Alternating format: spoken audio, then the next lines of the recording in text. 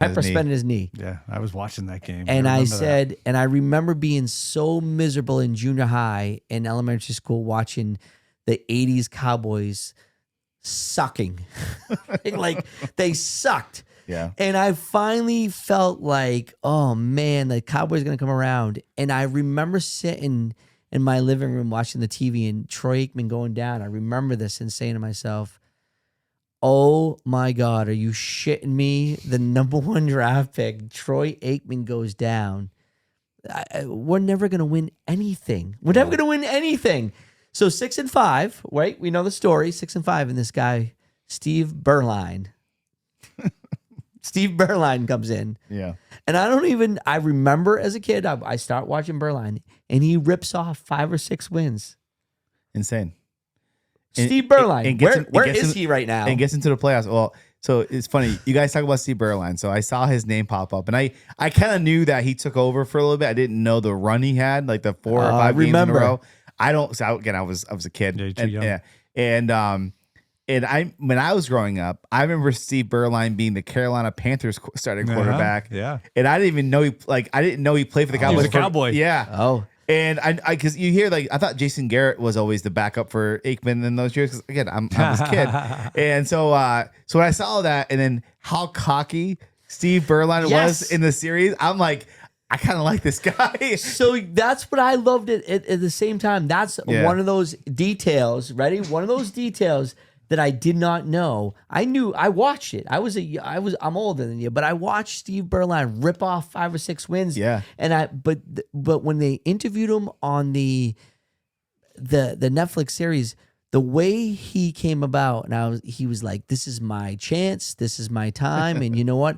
I didn't give a shit what Troy Aikman thought. I was gonna. Yeah, he said that, and then he goes, "I felt I was a better vocal leader."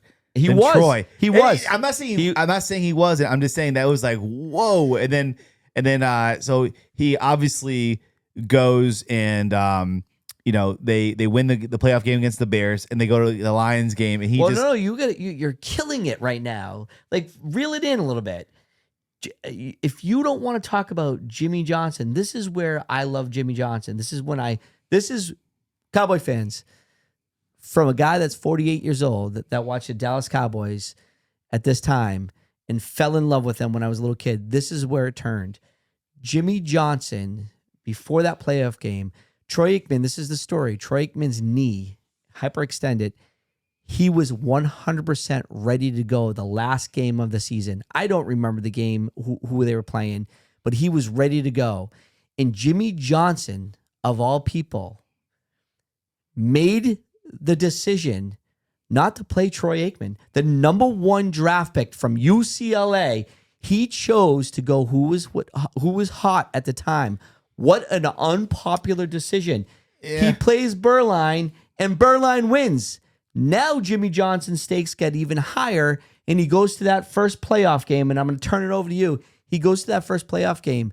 What is the number 1 guy right now, UCLA, Troy Aikman, thinking when he gets the news? Guess what? Steve Beuerlein is going to start the playoff game. He did say it, and he's like, "I wanted to get traded." He wanted out of Dallas because how he felt. He felt like, this is my team, and you don't let me play for my team. But what's crazy though is that Jimmy Johnson's thought process at first, as a fan, you're like, "Oh, that makes sense." Like, let's get Troy into the playoffs and have him come back in the playoff for game 1 in the wild card game.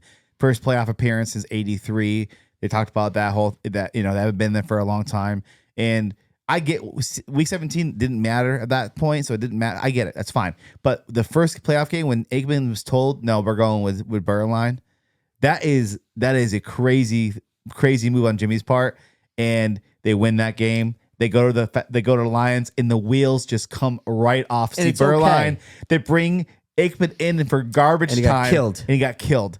And that's where Troy Aikman's going, I'm out. I'm done with this circus. Because it's been a circus since he got into the league. I love this. This is, you know what? This made my day. I can't wait to watch episode 4.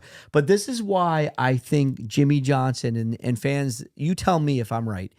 This is why Jimmy Johnson and Jerry Jones are so alike. And this is the story. Jerry Jones had the stones to take out Tom Landry. He took out Tex Schramm. He did that to turn the Cowboys around.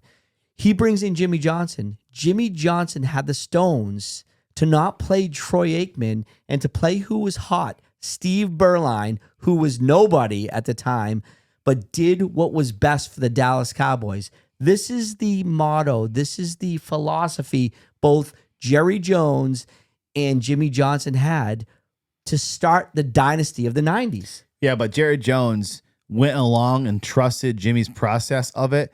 But then he goes, at the end of that season, when Beuerlein, the wheels came off the Lions game, Jimmy Johnson was told by Jerry Jones, Aikman's our guy. We're not going with Steve. Okay. And like that end of that in the story. Okay. And I'm going to tell you this. They asked Jimmy Johnson, would you have done anything different? Would you have done anything different? You know what Jimmy Johnson's answer was? Probably not.